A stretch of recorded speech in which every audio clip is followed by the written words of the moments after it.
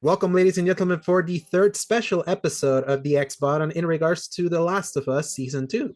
I am your host, Alejandro, with me, my fellow, how can I say, companion in the tent. I'm Rick. How you guys doing? I'm doing good. How you doing today, Rick? And to be clear, we are not sharing the tent. I just want to I want to specify that for Yes. anyone that are getting confused. Yes, just to kind of reference some reference for the episode that we just watched. So obviously, we're gonna give our thoughts and a recap of the third episode of The Last of Us Season 2, the third out of 7 episodes.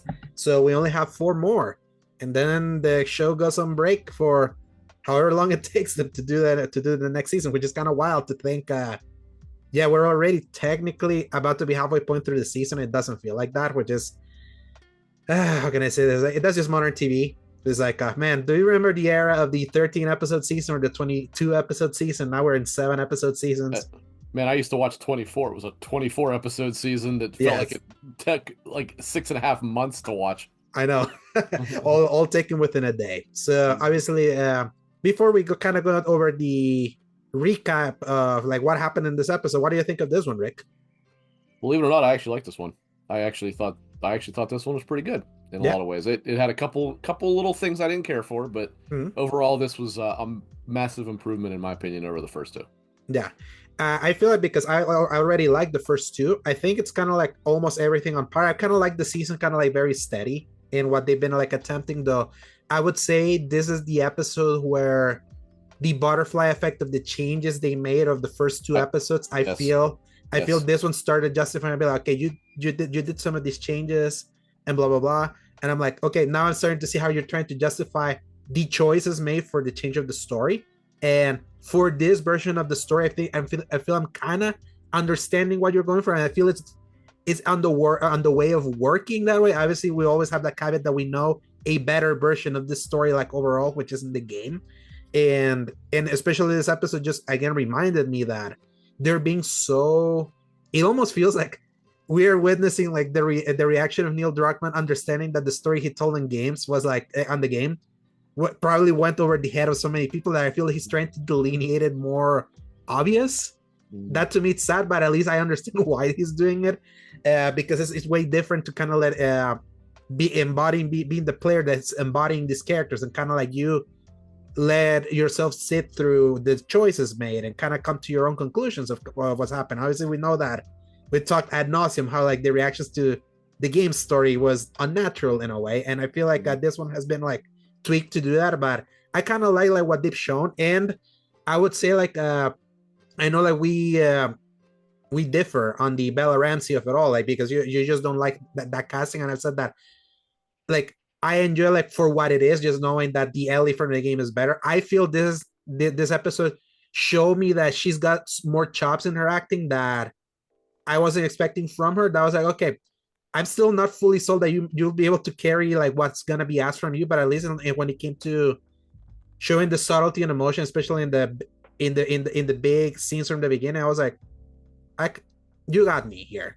Like And like you know which parts. I, So well, and then interestingly, this episode to me confirmed what I thought I knew, which is that she can do the goofy, the awkward, all that stuff, but she cannot do the dramatic, emotional stuff. Because I thought once again there wasn't as much of it in this, obviously, mhm, but what was there, I thought she fell pretty flat, whereas she did okay with the mhm. goofy stuff, the awkward stuff, and all that. Yeah, I would say that for in the dramatic side, I feel like she overdoes it when she screams. Yes. But I feel like when she's asked to be more subtle, there was just something about like an early scene after she meets with Gail, and she kind of walks out, and then you start seeing like the face. I'm like, there's a subtlety there. I was like, oh, okay.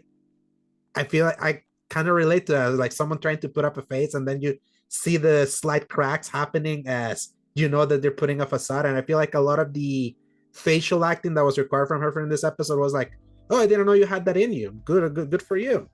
And then obviously like this episode also showed me how they're gonna be able to squeeze so many seasons out of this Because they're because gonna they're gonna be. Oh yeah, never mind. Never mind. Mhm, I thought you were saying how they were going to squeeze this season as to one season. I was gonna exactly. say yeah, it's because as we've discussed privately, Mhm, it's pretty clear that they are going to, kind of skip through a lot of the mhm. moment to moment moments of the gameplay. game, Yeah. like the actual cutscenes, stuff like that will primarily be represented, but the parts between the cutscene will be greatly reduced. Yeah, Yes. and And then that's that exactly how means I'm gonna do it. kind of like embellishing other parts that either were not even in the game at all, Mhm.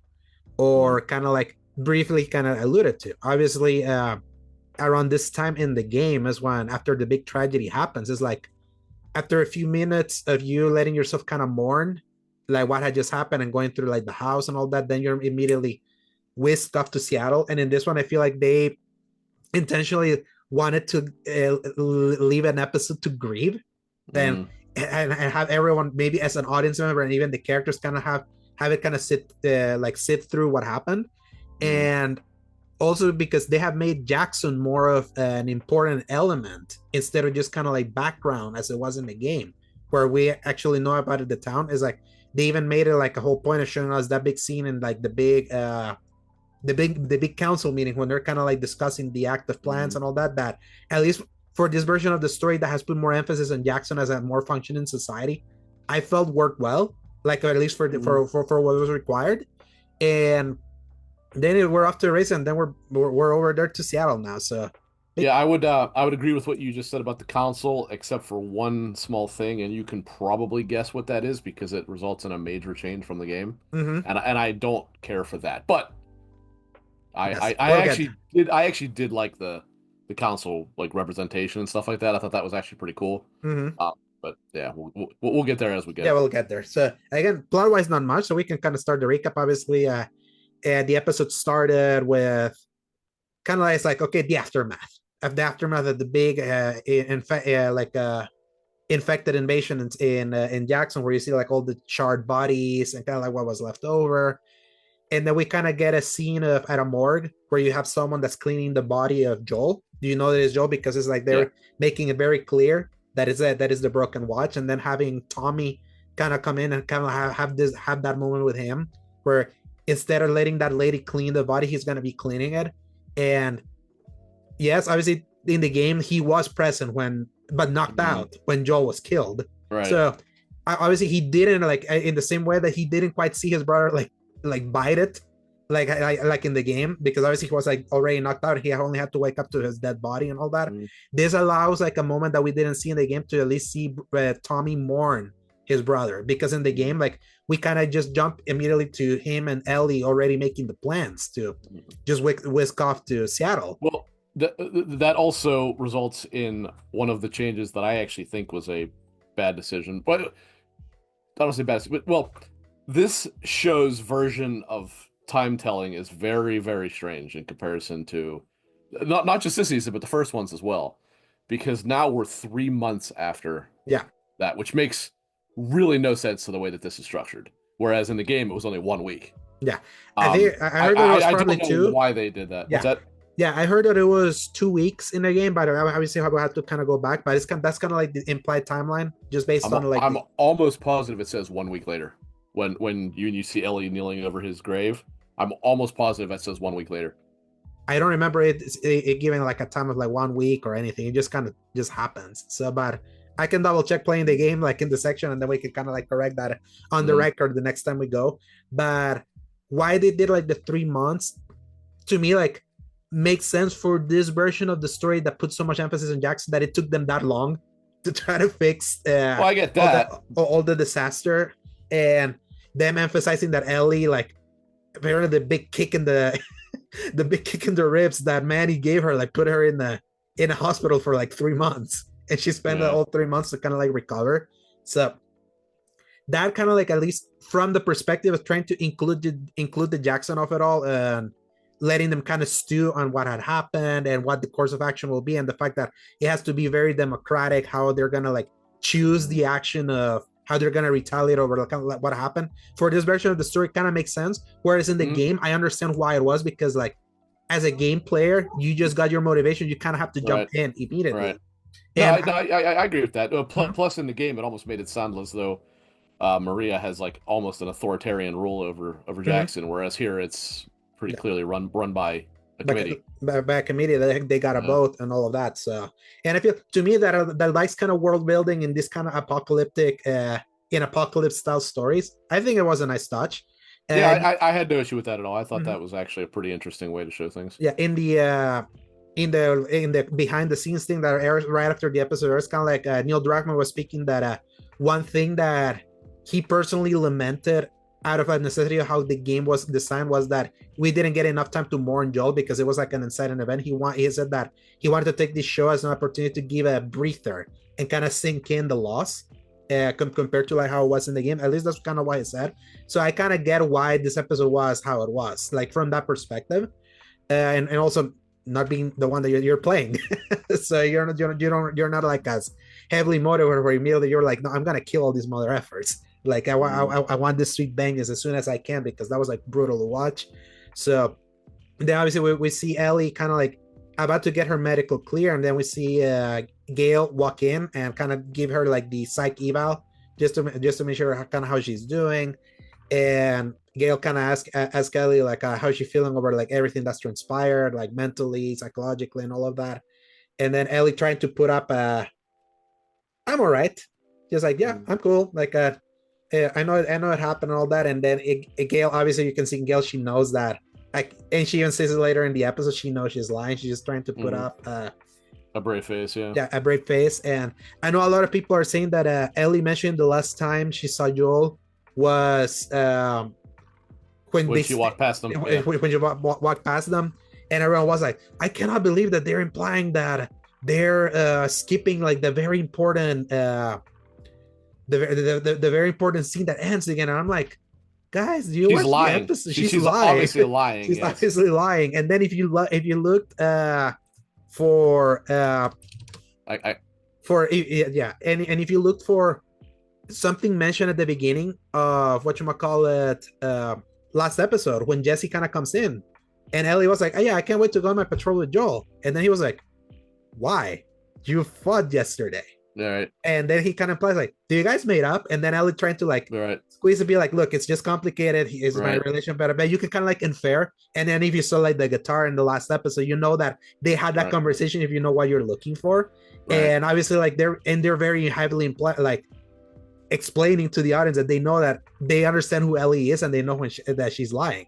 Like she doesn't have the poker face that she thinks she has. So, but then obviously Ellie gets kind of like, yeah, she gets a medical clear from both of them, and then she walks out. That's kind of like when you get kind of like that scene where she's like smiling, and then slowly you see how he's like her face is like breaking, and I'm like, man, how many times have I tried to put a brave face like over something, and then you slowly start breaking down. I was like, I felt very relatable that because I've been there. I know what it's like to try to put up a face, and this obviously immediately whisks us into that scene that's almost a closer recreation of the very powerful like gameplay moment in the game where you're forced to walk through Joel's house and allows you kind of like that environmental. I will say that there was one omission here that I actually did not like, specifically because it starts with her in his room as opposed to walking to his room. They should have had her finding the birthday card, because that's a pretty important, like, you know, what do you call it, like foreshadowing as to well, I mean, kind of foreshadowing, but foreshadowing to an event that it shows you. But having her start that scene in his room and immediately getting the box with his watch and his gun kind of skips all that part. And you know, outside of that, nothing else that happens in there aside from what they show in the show is all that important. But I do think they should have showed her seeing the birthday card, or at the very least seeing it on the way out or something like that. I don't believe that was something they should have skipped. Yeah, I'm glad they didn't skip what was optional in the game, which is the moment where you can walk into the closet then, and she grabs she grabs her jacket and smells it, and it just kind of starts breaking down. And that to me is just so funny that that's optional in the game. It's still one of the most powerful elements of that game, because that whole idea of items left behind for the person you lost, that probably the smell that's so can be so like inherent to a specific person, you getting to smell that is like puts you like mentally makes you feel that person despite it being gone. And I'm glad that they left it. Well, I could be wrong on this, but I believe I heard somewhere that it's been scientifically proven that smell is actually the most intrinsically tied sense that we have to memory, which is why Yes. that would make the most Hmm. sense. Yeah. Yeah, and I'm so glad that they kept it. And this was obviously when she was like breaking down more, and then she hears Dina kind of come in, and then you kind of have to see Ellie try to be like, I'm gonna compose myself because I can't make myself look like I've been so fucked up over all of this. And then that's where she walks down, and I was in the game. This is where Maria Right. and Dina are And, kind of like waiting for her. And in the and game, I would want to say real quick, mm-hmm, this is specifically one area where I actually thought it was really weird not having Tommy be the one that was with Joel and having mm-hmm, Dina be it, because this is once again one part of the butterfly effect now of everything being different. mm-hmm, And I thought it was kind of awkward how it worked out here with it being Dina as opposed to her fighting with Maria. mm-hmm, Or she thinks fighting with Maria, not really, as you end up finding out, obviously. mm-hmm. Um, but continue. Yeah, and in this one it was because Maria was here just to tell Ellie, hey, Tommy left. Like he just like left straight All to right. Seattle. Yeah, Maria And wasn't even in this episode, was she? she, I didn't think so. yeah, she's in the episode just in the council, like in the Yeah, yeah, council. I'm sorry. So You're right. Yeah, yes. yeah, yeah, you're right. Mhm. You're right. Yeah, so but back in the game it was like this was the moment where Maria tells, oh yeah, Tommy left, but I can't But have his crew go. Like we're gonna be right. left like alone and all that. And that's when she kind of like just budges and letting Ellie and Dina go here. But in this one, this is where we kind of get the butterfly effect, where obviously Dina was with Joel, so Dina kind of knew who these people were based on like what she was able to kind of see from both the WLF, which she gets to draw here, and hearing some of the names, excluding Mel. Mel's the only one that specifically was not mentioned here. From like the people she knew, she only mentioned Owen, Manny, and Abby as like the names that she knew. And she said she knew one of them was named Nora, but she didn't know which one it was. Mhm, She yeah, didn't know if it was Nora or if it was exactly. Mel. She only Yeah. knew she was like the ball chick. So obviously the Ellie was like angry that she didn't tell her immediately, and then like the justification they gave was like Dina was like, you're in the hospital, and I know that if I told you immediately you were gonna like try to walk away, as you're like already so screwed up from getting assaulted by these guys over there. So I just wanted to let you recover before we do that. And then this is where afterwards they go talk to Tommy, who obviously didn't know, and obviously Tommy scolds Dina slightly, be like, if you ever like hold this kind of information again, it's like gonna be trouble. And kind of emphasize to Ellie, it's like, look, I know it's been a few months, remember, it's like we are a community here, and we got to put this up for the council to see if we can go forward, because we don't know like what we're going to be able to face, and look how long it's taken us to fix all of this. And they constantly show scenes of everyone like building stuff and fixing stuff. I kind of mentioned that they're still waiting for things to be fixed, and even at the council be like, it's been more than 3 months, this hasn't been fixed yet. So they have kind of like a little bit of an efficiency problem, but you don't know if it's that town problem or that's just kind of how it is, where it just takes that long to get everything done. Well, I mean, they lost a lot of people too, so whatever they would have normally had in progress in terms of a rebuilding plan probably was pretty much thrown up in ashes by losing so many of them. Yeah. So then obviously we skip forward to that council meeting where they start like talking to different people, kind of giving their opinions. Starts with like this guy talking about the crops, and everyone was like, we're not talking about that. I was like, he's trying to excuse something to kind of like give his opinion. No, I think it's a bad idea to send people out there. We got this guy is this Asian actor that is in so many TV shows, that he's the one that kind of like gives like that idea of, look, I understand if someone comes in like and kills someone, what should we do? We should like forgive and things like that. It's kind of like if you know the game, it's so funny. It's like it's the theme that the game is supposed to be built around. Yes, exactly. It was basically so telegraphed that if you know the game, that was the ultimate like message that Neil has said. That's what he wanted that game to, like the ending of part 2 of the game, to kind of like convey. And so many people instead were like, oh no, it's revenge bad. Yeah, as we know some of certain people. So and then obviously we get Seth of all people, kind of like standing towards that opinion of this guy. I'd be like, F that. Yeah. Like they came into our house, like, were you like just let someone come in, piss on you, and just walk away, and not feel like you need like retribution? And it kind of putting both of those perspectives like in place, which are both logical, and understand like the other guy mentioning kind of like that whole forgiveness, because it's just understanding that it's just an endless cycle that Right. one takes from the other, one takes from one, then that takes from the other one, and it just kind of like Right. goes back and forth. And that right there is the theme of The Last of Us 2, Mm-hmm. not revenge bad. The Yeah, theme is that the cycle of violence is endless. vengeance is an endless back and forth cycle. Mm-hmm. And it takes and it requires someone to stop that cycle for Right. that to not be perpetually Right. like. And also that your quest for vengeance hurts everyone around you, not just Mm-hmm. you. Mm-hmm. Um, but I will say, you mentioned about Seth. I kind of liked how this episode was the Redemption, the redemption. That redemption thank you. story. That's also yeah, the redemption story for Seth. Because as I mentioned to you, and this is easily missed if you didn't pay attention, Mm-hmm. uh, when you play as Abby in the Mm-hmm. game, or before she kills Joel, if You you find that note. if you go into one house, there's a note that you find that is Seth. And the first time you play through, you'll never know it's him. It's more when you play through it after and after. And I don't remember what it is that I realized it was him. It Mm-hmm. might just be the fact that the note references that he's from San Francisco. Mm-hmm. And like, despite saying a dickish thing, obviously, you kind of, if you have a heart at least, Mm-hmm. kind of feel sympathy for the guy because he lost his wife and his two sons were like dying, but while he was looking for Mm-hmm. Jackson, it doesn't say why they left. I imagine that was actually probably something they planned to talk Mm-hmm. about, perhaps in The the online game. the canceled game, since that Mm-hmm. was going to be in San Francisco. Uh, but since you obviously can't do that, and I don't think they're going to have Ellie and Dina just randomly finding notes spread around everywhere. That wouldn't exactly make for good TV. Mm-hmm. I thought this was actually a pretty good way to try to show, like, hey, we were trying to show you that while he was a drunk asshole, he really actually wasn't all that bad, and it also He cares about this town. and also it makes another effort to show how Ellie's not the good guy in this story. She's really not. Mm-hmm. And obviously, the further it goes, the more you discover that. Mm-hmm. But it shows that she is, at least until the very end, a very, very stubborn person that refuses to acknowledge maybe she's wrong. Mm-hmm. And like, again, I'm not saying she should have been friends with Seth, Mm-hmm.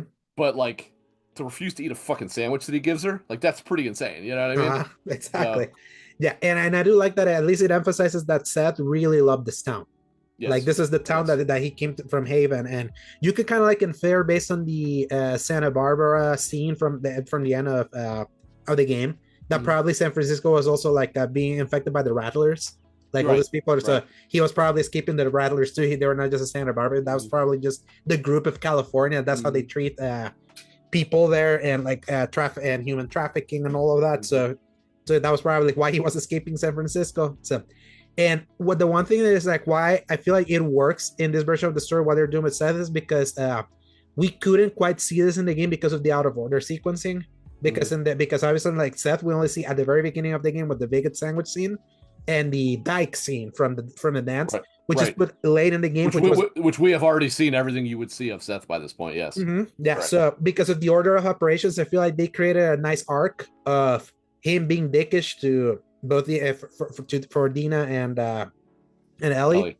and then trying to make amends in that second episode to then kind of like be like more the one that tries to aid, knowing that he wants the they're trying Right. to justify everything as like this is not vengeance, this is justice over kind of like what happened, and Right. at least from that frame of reference, kind of like Well, it specifically mentioning. emphasizes that he's a man of conviction as well. Mm-hmm. Yeah. Whether, and I mean, they don't necessarily he's religious, but you can probably kind of assume that. Mm-hmm. But it's not just necessary. I mean, I know I'm going to get flamed for this by by certain people that listen, but it's not just that he's a bigot, which he may or may not be. It doesn't go far enough into it to really Mm-hmm. say whether he is or not. Mm-hmm. Um, but he stands to what he believes, and Mm-hmm. obviously you see that later in this episode that like that was probably how they meant to portray him, and they probably fell a little bit short in the game since you don't see enough of him. Mm-hmm. And again, I think that was the point of that note, but that note probably didn't go far enough to carry Yeah. the And many story people they were trying to tell. like our own Paul, like he doesn't like doing the environmental storytelling of like reading notes and all of that. He just blasted through a lot of that.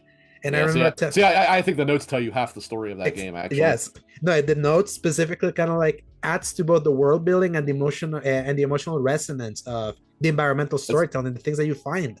And, especially when you start to deal with the people that were deciding between Fedra and the WLF. Like mm-hmm, that is a major part of that story that is not told because the nature of what time it takes place. mm-hmm, It's not told for 1 second in cutscenes. It is told entirely through the notes that you find and mm-hmm, the people talking to loved ones or friends or whatever about, having to choose between a frankly mm-hmm. fascist dictatorship or a militaristically fascist dictatorship, Exactly. Yeah. essentially. Yeah, because like it's kind of like the video of the game of like you don't know which side is right, Right, and by putting you sometimes in the shoes of someone, it makes you question like who is right here. right. And I'm kind of starting to see like how they're trying to do it also in the game in the show from a different perspective with like that random cutaway we got of introducing the Seraphites in this I, episode where I, you I can. was actually going, I specifically put that down.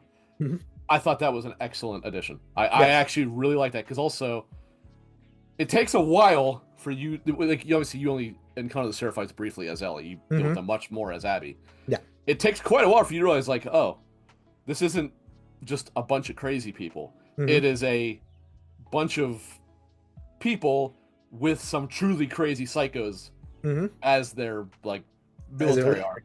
And this specifically showed you obviously some of them, I mean, being as that they whistle, which is exactly how they, were in there, but like these were just people trying to basically escape the WLS since the WLF was more or less wiping them out. I actually like this. I thought this was a really, really neat addition, and it showed that little girl who, hmm. is totally new to, I mean, all these Yeah, all Seraphites new are new. characters. Mhm. Yeah. Yeah.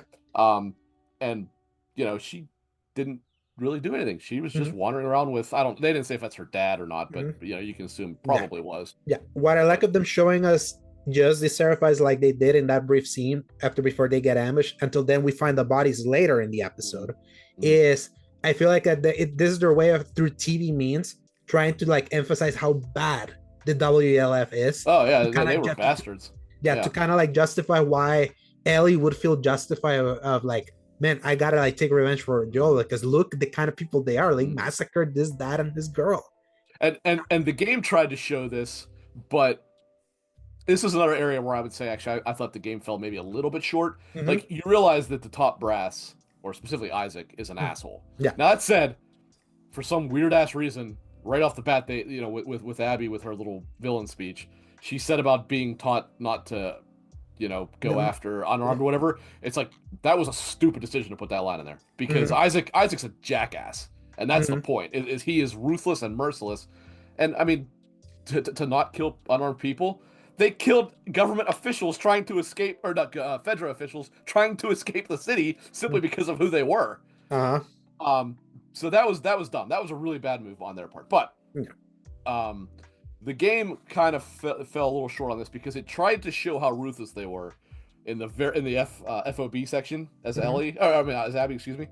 But the reality is it doesn't work because at that point you don't really know enough about the Seraphites to make this Mm-hmm. connection. Yeah. Whereas I think it is smart to maybe introduce that there are plenty of Seraphites that have nothing to do with Mm-hmm. Yeah. with There's war. range. Yeah. There's ranges from the normal Seraphites to the one Right, that love cutting the intestines out of people right, while hanging them. right. So. That now here's I mean, this is getting a little ahead of ourselves, but have you ever how to put this how to put this gently, I guess. There's a specific group of people that I have always found the Seraphites to be a commentary on, and I'm wondering if you agree with that. It is a certain religious group that is known for being extraordinarily violent, even though, of course, the vast majority Yeah. of them are not. Did you ever Mm-hmm. make that connection? Because everything about that is pretty clearly a Mm-hmm. reference to them, in my opinion. Yeah. Yeah. Profit and all, right? Mm-hmm. Exactly. Yeah. The prophet is specifically the Yes, prophet thing of it all. the profit is what really made the light bulb go on in my head that's what that was a reference Yeah. to. And then if you understand the ethnicity of the creator of the series, you Right, also kind of the like whole thing's understand an allegory, right? what the allegory kind of is. Right. And that's kind of like the thing of both the brilliance and messiness of The Last of Us Part 2 because it's like it's such a massively like deep sequel that Mhm. probably bites more than it could like justifiably chew. Mhm. And because of that, I feel a lot of people sometimes see all these different threats and they don't kind of like make the connection all together Right. that they just come up with like the most surface level explanation of what the point Right. is. As So, long as it is, and it is a long ass game for what it is, mm, I do believe it's a game that deserves at least two playthroughs to be able to piece Yeah. things together that you perhaps, without context of knowing the overall story, you don't necessarily catch on the little things that are references to Yeah. other things, and those things connect the dots to make the grand story that it actually is. Yeah, and the second playthrough is how it cemented my love for the second game specifically, Hmm. and that's where that was a playthrough. I was like, yeah, this is 2020 game of the year easy for Oh me. yeah. I remember, and it was because of that. It was just like how amazingly it's like a game improved by it. You are already understanding like what the story is to kind of Yes, start seeing yes, it yes. from like the other It's from the other side. the first playthrough is shock value. The second playthrough is connecting the dots and understanding that Mm-hmm. all the constant little, like, it's one of the, in terms of a not open world, which obviously has a small open world section, but Mm-hmm. it's one of the better realized, fleshed out worlds that I have ever seen. Actually, the way that they hit, the way that every little thing about it is intentionally built Mm-hmm. to show positioning and place, which I mentioned before that Naughty Dog is Mm-hmm. pretty much masters at, in my Yeah. opinion. But Mm-hmm. also how, you know, since they gave the regular NPCs that you're fighting, they call them by names, Mm-hmm. as opposed to, hey, we're missing our scout. It's they killed Joe, or Mm-hmm. or whatever, right? And it's like it really makes it feel like a way more realistic and connected world than Mm-hmm. almost anything else I've ever seen. Yeah, and that's kind of like the uphill battle it faces as they continue like adapting the story. And obviously, I feel that's probably why they're Hmm. trying to take this butterfly effect approach to it, because they know that Hmm. there's some specific things that can only happen and can only hit the way they do because it's a video game. That's Hmm. the beauty of like the of Last of Us Part Two. And I Hmm. feel like this episode with these changes, at least I'm starting to kind of see the bigger picture. Why these changes are taking, because they understand that by not putting you in the shoes of someone, like instead of just you visibly seeing, you got to do these changes. And I feel the Seraphites, like what they're doing both in that intro and later in that episode, we'll get there to kind of like see that. I'm like, now I see how they're trying to like build the seething anger that they're expecting their audience to feel, on top of like already like, from what I understand, like even the people that didn't know that was happening last week in last week's episode when the big Joel thing happened, is like I see a lot of people that were like, "F this girl," like Hmm. she killed her Pedro. So it's Well, like, right, and that's going to happen. The problem is it's going to be quite difficult to redeem her with mm-hmm, the way that they've told the story. That's where the issue, I think, lies in. It's yeah, not tough to make you hate her. It's tough mm-hmm, to redeem her now because you don't, since they put all the info up front, mm-hmm, you know, yeah, you either decide right off the bat you agree with her revenge tale, or mm-hmm, you decide right off the bat that you didn't, and then you're mm-hmm, not going to be able to pull those people back at that yeah. point. And I feel that is a challenge that I can't wait to see how they tackle. It's like again, because it's like we need to see the whole picture to before we render a verdict of was it successful, the changes they had to make, considering like that we thought the version of the story they told originally was the point, like nailed the point, like how it was trying to do that. Hmm. So this is the first time that I feel a seed has been planted, that I'm like, okay, you're trying to like engender more of that like fear and more of that like incitation of you wanting Ellie to succeed from that from that angle. I Hmm. can't wait to see then how you flip it, in the way you flip it, how you flip it, Yeah, yeah, and how you end up justifying, because obviously like we know Abby's gonna go through her whole ordeal with Jar and Lev and right, whatever else happens, and we'll have to see like how what else they may have cooked to try to right. make Abby more sympathetic after like how we were left with last year's psycho Right. psycho explanation.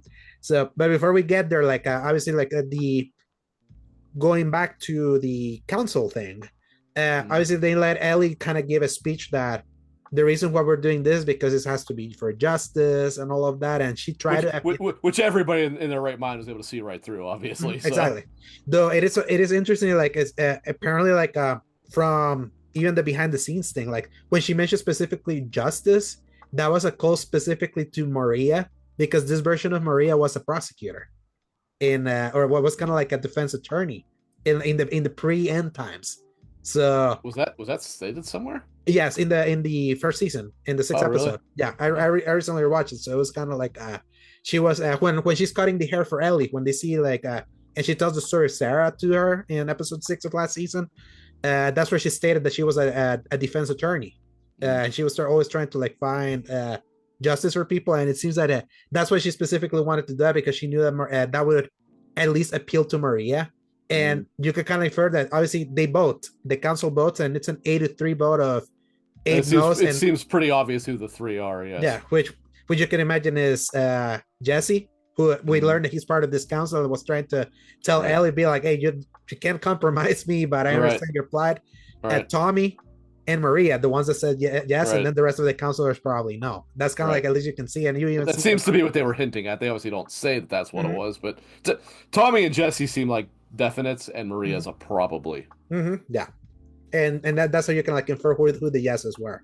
Hmm. So then obviously she gets the no, but obviously that was not gonna stop Ellie, and she starts doing like the plans, Hmm. how you're gonna do, and then this is where we get a more what I like about how they're doing Dina in the show, in that she's such a proactive character instead Hmm. of more of a tag along because I love you character. Where Right. through Dina, it's like obviously with her we know Ellie knows who she's gonna look for. Hmm. Through her is like Dina was like ahead of time, got them the map, which I can Hmm. if you travel in many places, you can buy maps from Well, well, many well, places. well, beyond that, like Wyoming to Seattle is very, very far. Yes. So no, I because Jackson, I looked it up. Jackson is actually in Jackson Hole. I wasn't sure where it was, Hmm. and I can't remember exactly, but I want to say Jackson Hole is like middle South Wyoming, or whatever. So I mean, you're talking hundreds of miles there, and Ellie thinking that she was just gonna walk, ride a horse over there and be fine. Actually, walk. She was gonna walk there. That's insanity Hmm. Yeah. because she'd have never made it without knowing a route. Exactly, and it was glad that at least they put an emphasis that the trek that they're about to take, it's gonna be a long and arduous one, and they even talked about like the kind of weapons that they're gonna take, that Mm. the kind of shoes you're gonna wear, and the fact that you cannot walk, you kind of need a horse, and that's kind of like where we get that Seth send off, where Seth is the one that brings Shimmer to her, and Hmm. even tells her, is like, give me that rifle, this one's better, let's trade Right. because it's gonna help you And, more. and and It's, again, she was a stubborn asshole and wouldn't do it. And he's like, "This is a better rifle. it's Switch." switch. Yes.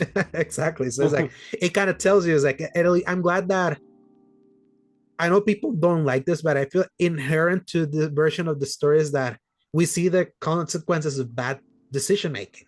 Well, That is the exactly. point. And that is And Ellie in The Last of Us 2 is one walking bad decision after another. Mhm. Literally, she makes one good decision in the entire game, Yeah, and it's at the at end. the end. That is the only good decision she makes in the entire in the entire game. And even then, by that point, it's like the damage left in the wake of all Oh, bad decisions. It's like yeah, it's she still left like a she tornado behind her. Yeah. exactly. It's like, yeah, you eventually did the right thing, but that Yes. didn't mean that everything's just gonna be hunky dory afterwards. Right. So then obviously they get ready and they kind of go. Obviously, before that, we get a scene of Tommy speaking with Gail as she's like, Catherine O'Hara just being Catherine O'Hara. It's like, I feel like this is just them letting Catherine O'Hara just kind of chew the scenery because she's just that kind of actress. Uh, like, I still stand to, while I do like her, I mhm. don't like that character. I just don't think it makes a lot of sense in that universe. But It kind of makes sense and it don't, because everything's just so messed up. But it's so funny, there's someone that is still trying to keep a semblance of, this is probably the only way that I can make myself useful in this reality, because uh, no one wants to kind I of just talk the psychology of everyone. So even like in this universe, even in a Jackson, which is a relatively normal city, mhm, I struggle to think that their focus would be mental health. And I'm not saying mental health isn't mhm, important. yeah, I'm saying it's not there. Like yeah. simple But survival is more important I there. do like that they actually emphasize that. That Gail feels like she wants to at least try to make do of what was her profession before all of this kind of fell apart, understanding that that's gonna be fairly impossible, because like if probably the damage is just too far for so many people, and then she just kind of wants to make herself useful, because otherwise how is she useful? Not at all. And Right, an excuse for just Catherine O'Hara to be Catherine O'Hara, right. and having great conversation with whoever stands with them. Obviously we got that with Joel in that first episode, and then with Ellie and Tommy here, where it's basically just re-emphasized for the people that didn't pay attention. It's like, Ellie is a liar. Mm, It's easy to see that she's a liar, right. and there's no changing that, and she's gonna follow a path that Yeah, this is theoretically the mhm, breadcrumb that will lead to Tommy learning about what mhm, happened in was it St. Mary's Hospital? Was that the name of it? yeah, Yeah. yeah, especially since it hasn't been made clear here if he really knows what happened at St. Mary's Hospital.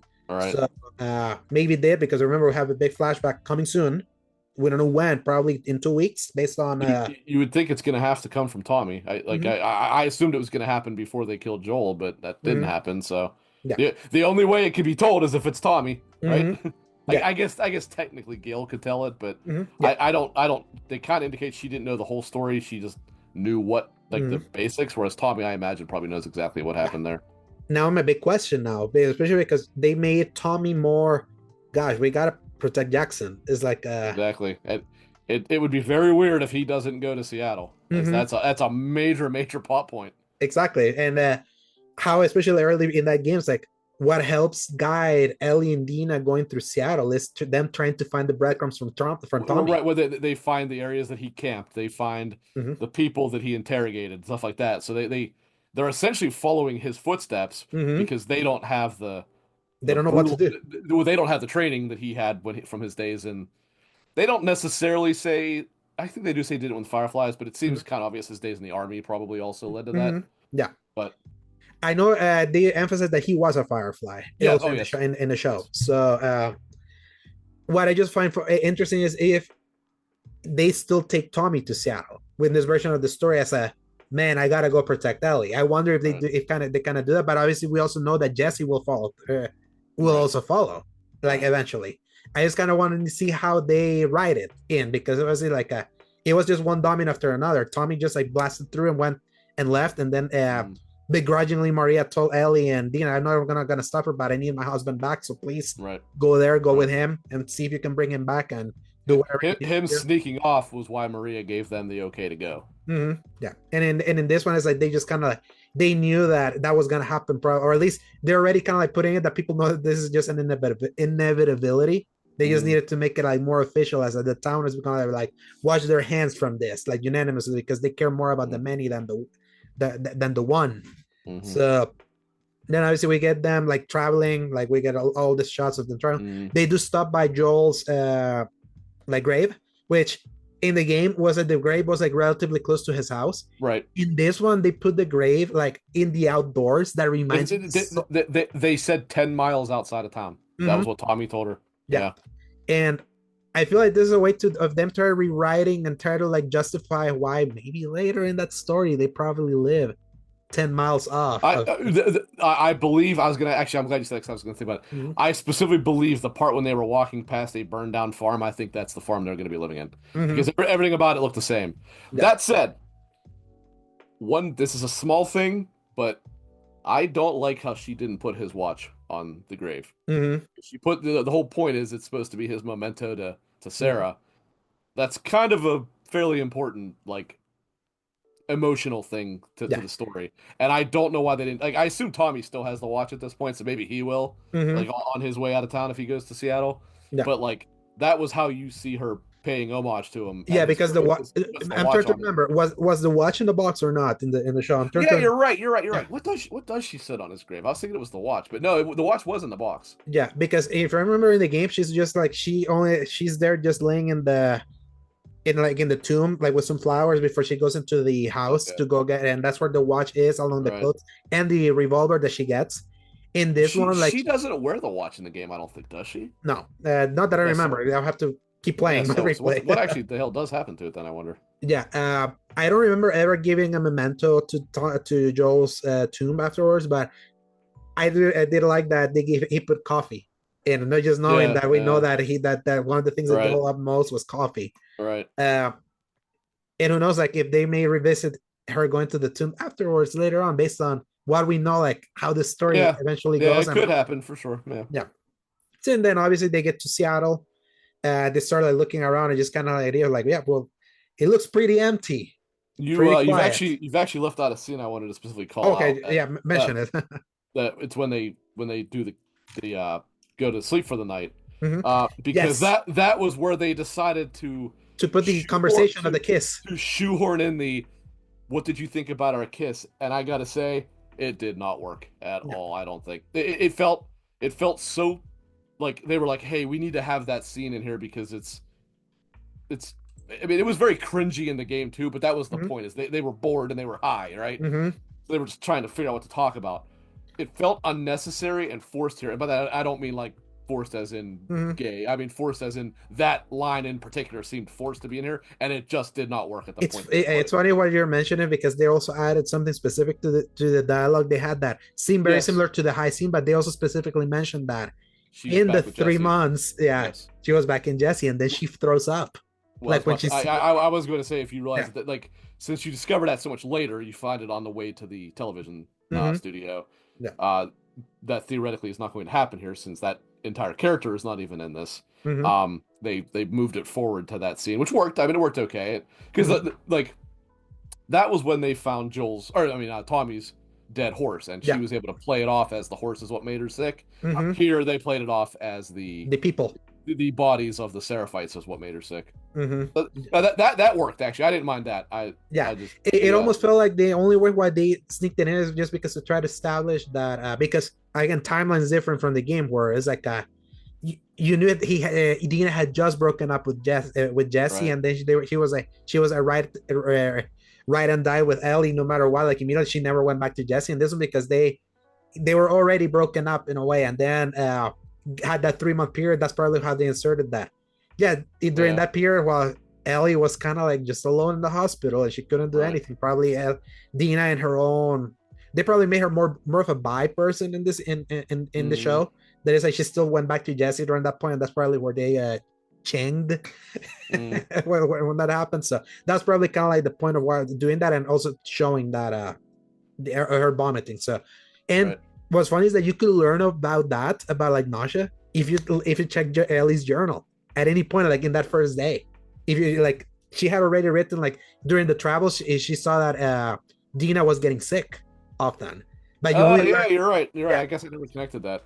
yeah, it's like you could if you were like eager reading her journal like unprompted if you Yeah, wanted right, to. right, right, But right, then right. Yeah, then the game kind of makes it more obvious in the with that horse scene that you were mentioning. So yeah. I did read her journal. mhm, It's hard to follow because it's supposed to be written very sporadically. mhm, I never caught that, but you're right. That I do remember mhm, the thing where she said that mhm, Dina had been getting sick during the ride. I'd never made the connection that that's what it was referencing. yeah. So that's why I find interesting that in this case, like we got the vomit during the ride. So it was like Yeah. them to same thing they did with Kat in the first episode. That you only hear about Kat through either the dialogue Mm, between both of them and even in writing. So it's like mm, them trying to put scenes of things that are usually like in the journal that you could check as a player. mm. So then moving forward again, when they finally get to Seattle, and then they're like kind of like they're like, this seems like a quiet town. This may be a little easy. It may be easy for us to find this WLF. And then Mm. the episode kind of ends just showing you just how massive Right. the Yeah, WLF. it's an entire military force. Yeah. That Yeah. said, actually, uh, the end as well as the like I don't know 5 minutes preceding it Mm-hmm. did show that maybe I wasn't quite right in saying you wouldn't see. I doubt you'll see Abby until next season. I'm pretty sure Mm-hmm. they'll probably keep. Well, I'm sorry, until the very end of this season. I believe that you'll see her in the scene that ends day 3 for Ellie, Mm-hmm. but they do show Manny on Mm-hmm. patrol, if you want to call it. He was Mm-hmm. kind of watching over. Um, so it does seem like maybe they will show a little bit more of the WLF's Mm-hmm. moves and happenings and stuff like that here than what you actually ever saw in the game. Because I didn't think you would see any of those named characters again until Ellie encounters them, Mm-hmm. but that doesn't seem to be the case. And actually, Ellie never even encounters Isaac, and you see Isaac briefly Mm-hmm. here. Yeah. And actually, kind of a version of when you first see him as Abby, except Abby is not there Mm-hmm. in this scene. It's when he's walking through where the Yeah. Seraphites are chained up and being tortured for information and stuff like Mm-hmm. that. Um, but yeah, I thought it was an interesting ending. It does show you like, oh yeah, Ellie's like, yeah, there's Wait, probably yeah. or I'm sorry, not Ellie. Dina had said like, yeah, they're probably not all that big, and it's like, yeah, they're bigger than the Fireflies ever were Yeah. actually. Yeah, I think what's interesting is that that ending makes the decision of the Jackson Council unanimously voting no, Yeah, like be super smart. Like, absolutely. yeah, it's like, Because when a lot of them, I mean, they don't say this, but a lot of them probably realize we don't know the size of this, and if it is a true military force as it is, they can't stop them. mm, One bloater, yeah, I mean, decimated the city. What would a tank and 2 APCs do? yeah, Right? I mean, pretty I much. mean, I mean, I mean, they would be able to steamroll that entire Mm, city without even thinking twice. So yeah, again, it just goes to show as is commonly happening in this story and game and show, whatever. Mhm. Ellie makes the wrong decision over and over and over and over again when everyone around her is trying to give her advice to make the right decision, but she won't listen. Yeah, and that's kind of like the point, whether you Yes. like it or not. And then obviously that's what ended the episode. I seen the might of the WLF. The little sneak peek for the next week kind of shows Will C. Isaac, played by Jeffrey Wright, reprising his role from the game. Like obviously, just like Did he actually play him in the game? I actually didn't realize that. Yep, yeah, Jeffrey Wright. He was like, and he was one of the few that they modeled the actor. I guess that's why he looked like him. Yeah, because I remember saying, I was like, that's a good cast. He looks just like him. And I didn't realize he actually played him. Yeah, it was one of those few times that they like doing the facial. They did the facial capture of the actor for the character. So kind of like how they did Marlene. Marlene, right? That looks so similar to the actors that's why they were able to bring her back for the show. Whereas Troy Baker didn't look like Joel, and Ashley Johnson was too big. She's about 20 years too old to be Ellie. Yeah, exactly, at this point. I want to say she's about 40. So actually, she's probably more like 25. And today, as we're recording, they say that this next episode is called Day One. So is it okay? Yeah, so they're going to name it like that. Then what will they name season 3? Like Day One, Part 2, maybe? Yeah, that's what that's what I'll find interesting. So that puts it Day One for episode 4, and then there's gonna be 3 more left. So one's going to be the museum. And then that is going to be a full episode. So yeah, and I feel like with that, I think we've kind of have an idea how they were able to break out the season. It's almost exactly how we said that it was gonna be broken up, and now it all makes sense. And I feel it makes sense with the timing, thanks to how they beefed up the events of this particular episode. I feel like this episode 3, as chill as it is a transitional episode that at least gives me the shape of the season better. Of like what do we know we're in for the for what's coming up next, and then like trying to remember like what happens in Day One in the game. So obviously you arrived to Seattle. I think in Day One is when you killed was it Hat Dude?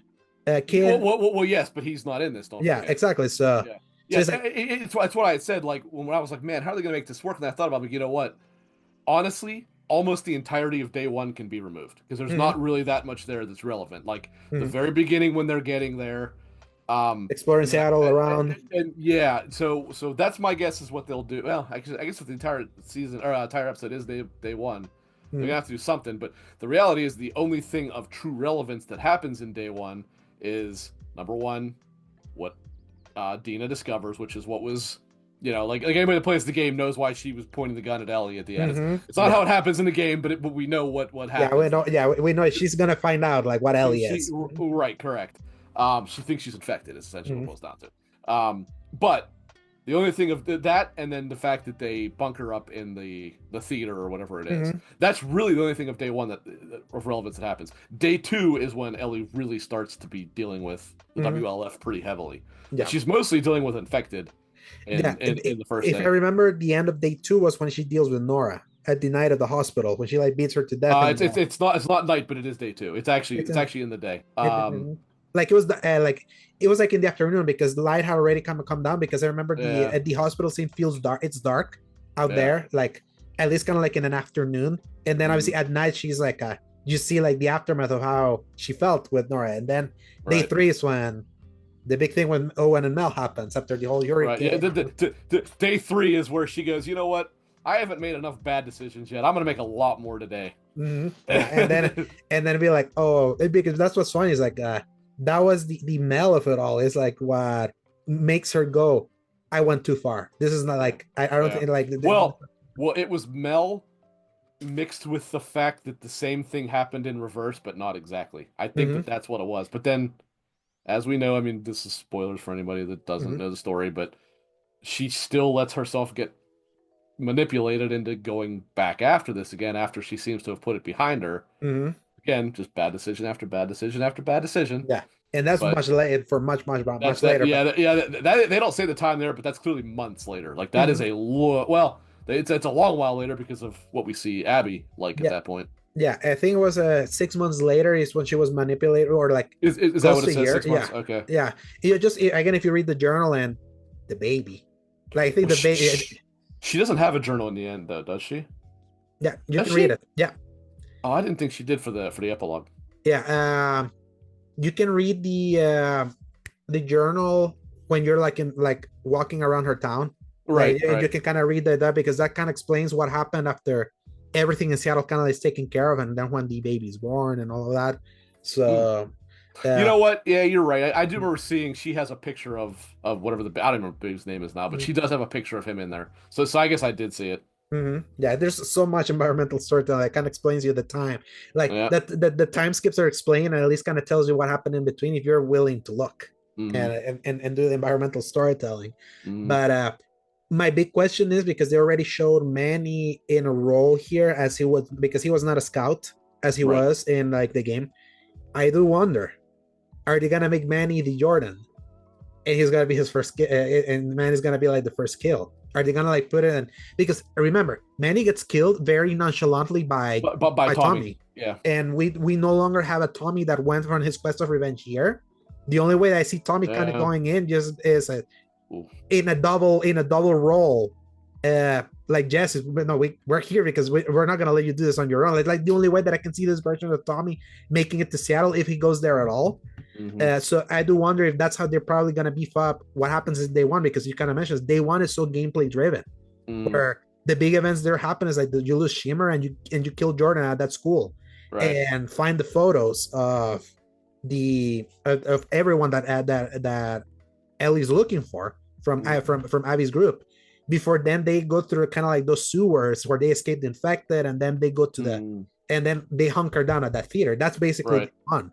So Right. that's what I'm trying to like make the math of if they're already introducing like if they showed us Manny doing that. I'm trying to wonder if they're gonna do that with Manny here and just make him do the Jordan thing. That's Mm. just kind of like me spitballing on.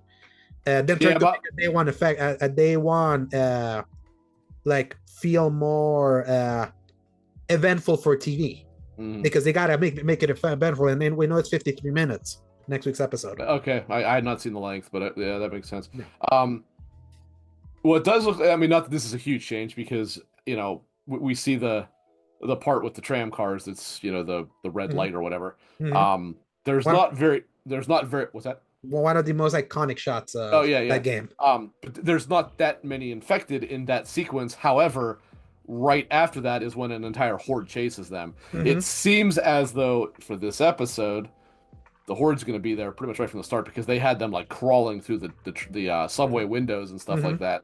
Yeah. So I mean that's not that big of a change. They're just going to kind of merge the two scenes into one. It seems like, Mm-hmm. and yeah, my guess is the episode's going to basically end with Dina finding out about Ellie Mm-hmm. and then finding out what the thing about Dina is because that's what happens as soon as they hunker down in there, Dina Mm-hmm. reveals to Ellie what's going on, and that's when they have their big fight, and Ellie goes off on her own for day two. Yeah, and in between those days is when we get the big museum flashback. It's in between the Right, days is where we get like the big Joel and Ellie right, flashbacks. So right. So it makes sense to end day one, then have the flashback, then day two and three to yeah, and that's finish off the and season. that's gonna be season two. So at least we Yeah. kind of have an idea, and I feel at least knowing what's their content wise, I feel they have enough content for like what they need season two to be. Now we just have to see how they execute So, on these at, changes. at this point now, do you agree with me that season two will probably be the rest of the story, or do you still think there'll be a third one? I don't Uh, think there will. I don't think there will. yeah, and it's like season three. I think is gonna be the rest of the Or, story. I'm sorry. I'm But sorry. I said a third one. I meant, do you think there will be a fourth season? yeah, that's Obviously, there's definitely going to be a yeah. third season. To me, the episode count is gonna tell the tale. Like if we Exactly. If yeah. it's seven or less, then yeah, it'll be another season. Mhm. If If it's it's 10, not, yeah, if it's 10, which is what I'm guessing, then we can already see exactly how it's going to be structured. yeah, and they might end the show in three seasons. Who knows? Because like Right. they already said that they don't want to do off game, and we're right now in Right. this like in between period with The Last of Us, where Neil Druckmann says that don't expect more because they're right Yeah. now in intergalactic. Neil, you need to do it, man. We need Last of Us 3, please. I'm like, do it if you really feel like you have the story. Don't feel if Feel like you have the story. That's all I'm saying. I'm just saying it's like Francis Ford Make Coppola. make me happy. That's all Yeah, I'm asking. I don't that's the care about thing. anybody else. That do you want a Godfather Part Three situation? That's kind of like my thing. Like Francis Ford Coppola did a Part Three for The Godfather after he clearly only wanted to do two because people were like insistent to do a third one, but he didn't want to do a third one, and the third one's considered the worst one out of those three. So I feel like the naming is very like we're aping The Godfather. We feel like the gravitas of the name is like aping one of cinema's most celebrated like sequels. That I'm like, unless you really, really figure it out, I'm like, I feel two games is like for the story you're trying to tell, and how you're trying to tell a message, and also tying it together with these two characters is like I feel two is enough for it.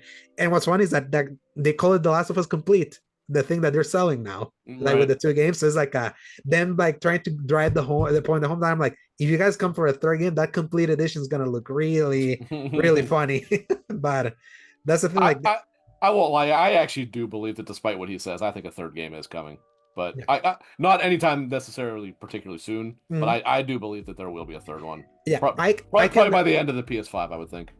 yeah, but I think it will be a Maybe not. PS6. We actually probably only got about 3 years, 2 or 3 years left. So So maybe it's not. like, I was gonna say that. God So Almighty, so yeah, man, that's man, did so Sony drop the ball? Jesus. yeah, for just PS5 only first party for second half of Jan, absolutely. Yeah. So that's the end of our talk for episode 3, our episode that we both liked a lot. I still Yes. like, to me all three of these Bet, episodes have bet, been eights, but for this one, bet you didn't see that coming, did you? yeah. That was why I was like, I'm not even gonna tell him about what I think. I was because I just said we're gonna have an interesting discussion. But I So kind of feel I bet you thought I was gonna hate it, didn't you? actually when you just said an interesting discussion, that's where I kind of like started being like, I think it's gonna be a more pleasing conversation here because I Yeah. feel like it's gonna be more of an alignment. But seeing how they were handling some stuff, because this is where I felt like as a three, if you look at this 3 episodes in three as 3 pieces of a puzzle, I feel this is where the butterfly effect pieces start kind of like coming together like nicely. Yeah. Even though like I love the infected battle of the second one, and like the emotional uh like the punch that episode still gave. I still feel the premiere is probably the weakest out of this three. If I were to like think of all of, For me, it was two. yeah, for you was the I second hated one. that episode. I hated that episode. Yeah, But and it's the most beloved by the TV viewers. It's so yeah, funny. I probably put. I'd give the if I had to go out of 10, I'd probably give the first one a 6, Mm-hmm. the second one a 5, and then this one I'd probably give 7.5 to 8, somewhere around there. Yeah, makes sense. And let's see where like the rest of the story goes. Like I'm really, really curious for not like next week, but the week after. I want to see how they do the flashbacks, how much they cover, because there's two. Considering it's one of the most important parts of the story, yes. Yeah, especially because that's three. Because I wonder if they're gonna do all 3 flashbacks in a row. I want because in one of the trailers they showed a scene of Ellie telling Joel you swore. She tells him that. So that to me kind of tells me that they're gonna show us her finding out about the fireflies. That could be. Yeah. And actually, like, it wouldn't be terribly out of place to tell it at that point either. Mm-hmm. Because I'm trying to remember exactly when you do see that cutscene. I want to say it's maybe after day 2. Mm-hmm. Is that right? Like, Yeah. because you play basically day 3 knowing that Mm-hmm. she knows Yes. what he did. Mm-hmm. But then obviously there's Yeah. because the first one's the museum, then there's the guitar strings, then there's Mhm. the hospital. Yeah. Yeah, those are the 3 big flashbacks in between, like Yeah. big sequences. So that's why I'm like trying to, and it being TV, I can imagine they show things a few months later, show another thing a few months later, just make that kind of like the episode, the lost time that kind of tells you like the background of anything. Apparently, Future Days is gonna be played on the show. I want to see like the Eddie Vedder song. That's like Maybe. Oh no, I know what it is. yeah. I'll bet you it's just like an end credit scene though, or an end credit song. I mean, because Mhm. it would make no sense for it to be in the show. Yeah, because that's kind of like I know they're emphasizing the guitar, and I wonder if they're eventually gonna sing it. I guess one of the big changes for a T-shirt that to me is like a net negative is losing Future Days is kind of like a backbone that if you remember every time the Future Days played, it was taking us back to Ellie and Joel, Right. like in those flashbacks. Right. That was always the song that kept playing. Well, and the point of the song is that it was like a The theme, it was like the lyrics.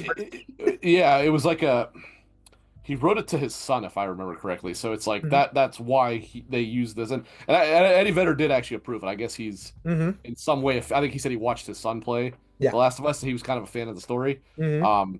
And so they actually wrote it canonically that Joel was a big Pearl Jam fan, Uh-huh. and Yeah. he saw them perform that right before They Outbreak Day. Outbreak Day happened because Yeah. like in real life, There was a concert like July, yeah, yeah, the concert and was July, and then like the single was gonna release in October that year. right, but then yeah, but they made it that they played the song at the concert he was at in July, Uh-huh. and then Outbreak Day is like September 26th or something like that. And then the song came out on October 11th in real life. So Mm, that's why I find funny that because this was apparently an interview that Neil and Craig Mason said, because someone asked them about Future Days, mm, that they made a point that Neil had made a point of how he was able to use Future Days was kind of like a in the timeline, in real world timeline, it still made sense why it existed. In the version of the TV show, it doesn't, because the pandemic happened like 10 years earlier, it's 10 years and before, they said that right? for the TV show, they just want F it. Like, we don't care that it doesn't make sense. But that See, to me, yeah. but that also makes me go like, what was the point in making it 10 years earlier in the first place? Why did Uh, they do that? exactly. Like, Yeah. why not just make it 2013? I don't understand Mhm. the decision to make it 10 years earlier. Me neither. Yeah. There was really nothing accomplished by doing that. Yeah. Other than like the proximity to 9/11, that was like kind of like the only thing that they were saying that putting it that close to 9/11 happened in 2001, 2003 was the world ended, kind of like put like the state of the world was already kind of like in those post 9/11 years was already kind of like in a sense of unrest. So that Okay. was kind of like why they said that But they pushed it up. but that makes it make even less sense actually because the world was a very different place because of 9/11.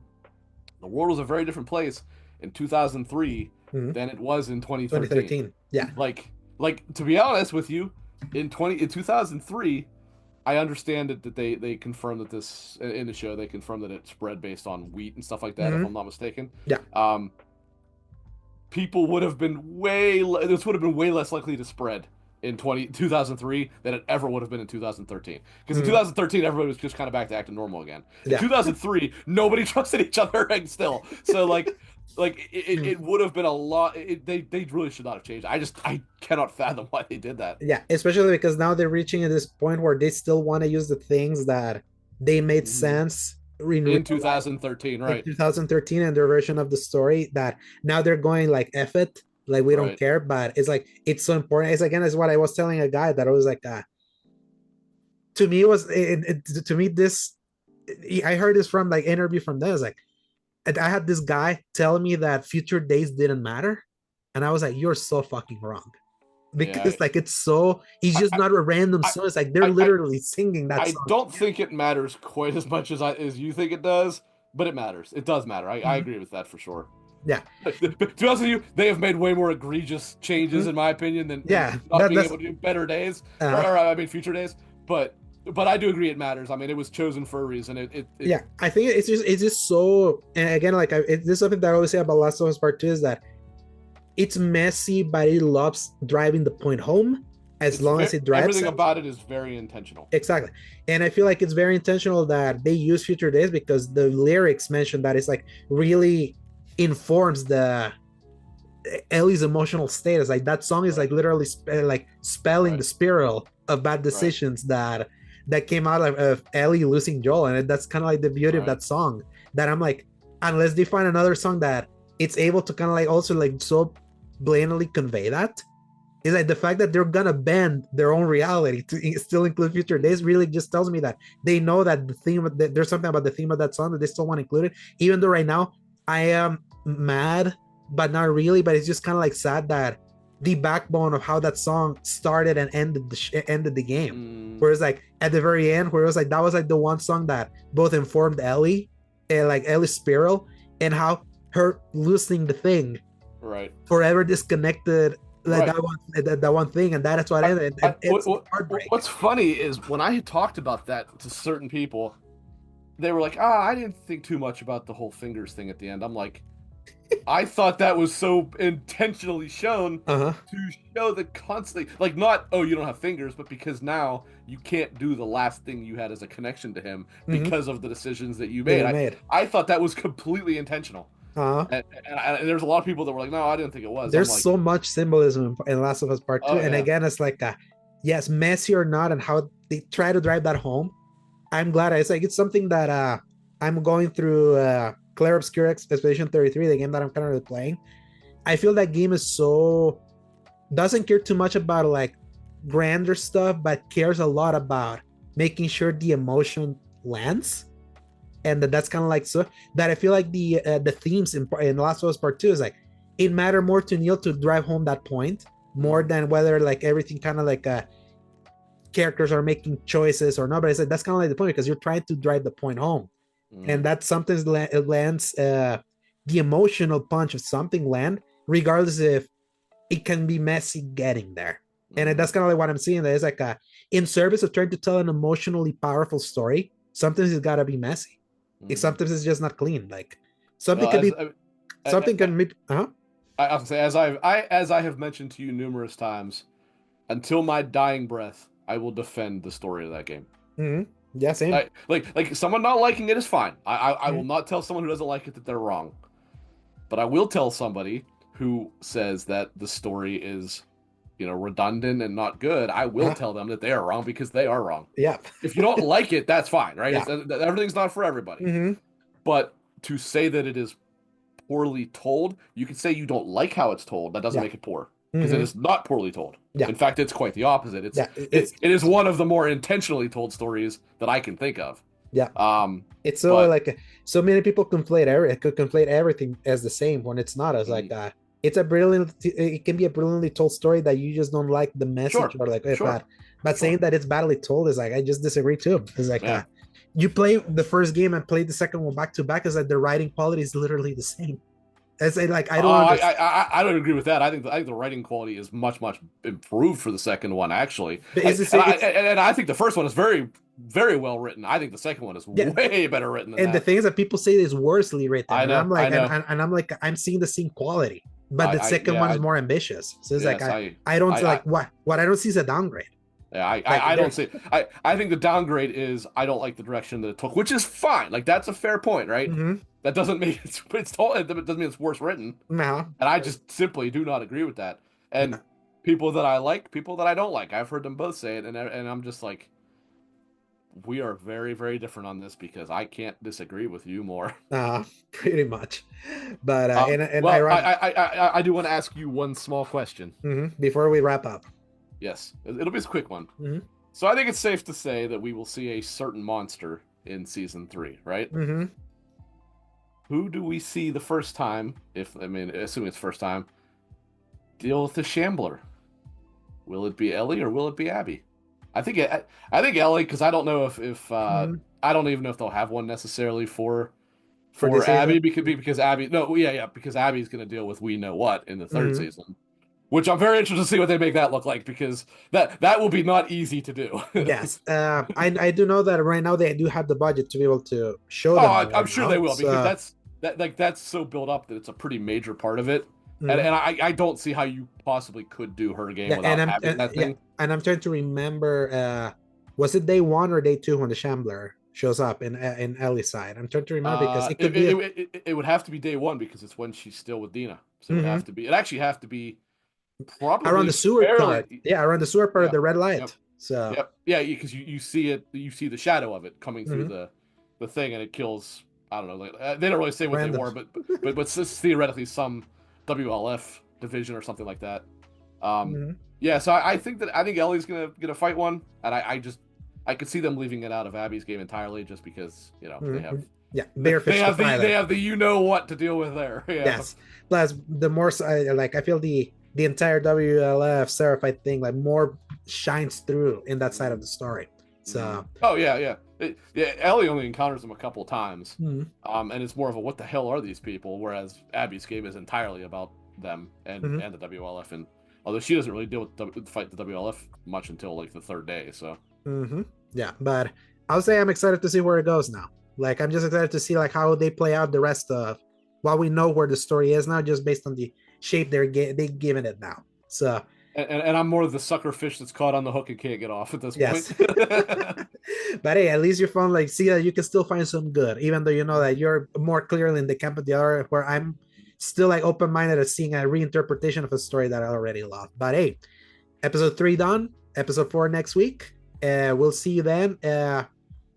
If you like this episode, if you're watching this on YouTube, give us a like, give us a subscribe, maybe leave a comment. Did you agree with our assessment of this last 3 episodes of The Last of Us? Did you not? Sound off, and we'll see you until the next week for another special episode of the X Bottom, but also catch us every Fridays from 10 a.m. onwards for the normal X Bottom, where we talk all games, which Rix was here last week. I don't know if he may be for this week. I think it I depends on might be. scheduling. So I might be. Yeah, it's yeah, up in the air at this point. So. yeah, up in there, you may see Rick again for this week. But if not, you'll see him again here as we continue doing Last of Us Talk. Rick, where can people find you? Watch4969 on Twitter, all the game platforms. That's my name, as well as most Fridays at 7:30 EST PM. Spreading the nerd. Spreading the nerd. YouTube.com/spreading the nerd. Where I sometimes pop up in chat to create chaos. Well, we got to laugh. We got to laugh about a few private jokes. On the last one. Yeah, it was a fun talk. Getting to lurk on the random Friday. It's weird being on the other side for once, isn't it? And then you can find me at _Segovia Twitter, Segovia Blue Sky, and my written gaming content over at seasongaming.com, where I might be writing a review for Clear Obscure Expedition 33 relatively soon. I think I'm near the end. I'm 40 hours in now. I've been like blasting through this thing. That should be pretty close then, from what I've heard. So. Yeah, I also want completion this round of trying to just clear so many areas of the map as they were popping up. So you might have a little ways to go. I heard it's about another 30 hours for a completionist. Run, yeah, so. And it's a very easy game to just beeline through. Like, it's just I love myself exploring and soaking it in, especially for that kind of game where there's so much to soak in, because that's all you can do. We'll get there. We'll talk about that whenever we get to talk games next time. But Rick, thank you for being here, and we'll see you next week. And everyone, keep enjoying the month's literally almost over. This is gonna go live literally the end of the month based on the calendar and me editing this. But see you next week, and enjoy the start of getting close to summer, and press X to play. Hasta la vista, baby. See you guys.